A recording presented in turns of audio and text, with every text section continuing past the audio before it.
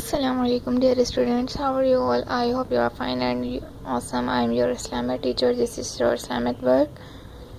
पिछली वीडियो में मैंने आपको सबक आसमानी किताबों की रीडिंग करवाई थी। आज मैं आपको इस सबक के सवाल जवाब करवाऊंगी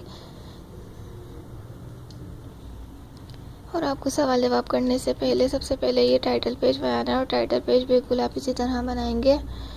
सबसे पहले जो है एक अपनी कॉपी के पेज के सेंटर में इस तरह एक चौकोर बॉक्स बनाएंगे और उसमें लिखेंगे सबक आसमानी किताबें और तारीख़ लिख देंगे 10 तारीख़ 8वां महीना 2021। ठीक है, उसके बाद फिर आप सवाल जवाब स्टार्ट करेंगे इसी के अगले पेज से। ठीक है, सवाल जवाब लिखने से पहले आप ये सवाल लिखेंगे, मंदरजा झील सवालात के जवाबात लिखें। सवाल नंबर 1 है, आसमानी किताबें कितनी हैं? इसका जवाब है आसमानी किताबें 4 हैं।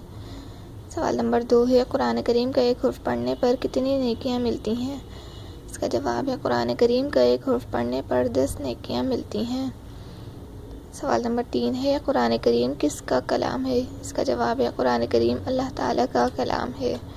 ठीक है, ये 3 सवाल हैं, ये आपको अपनी कॉपी के पेज पर करने हैं और उसके सबसे पहले आपको टाइटल पेज बनाना है, फिर ये 3 सवाल करने हैं। उसके बाद आप सवाल करने के बाद यहाँ लिखेंगे बुक वर्क, जिस तरह इसमें लिखा हुआ है बिल्कुल इसी तरह। उसके बाद आप लिखेंगे सवाल 1 खाली जगह है और लिखेंगे पेज 32।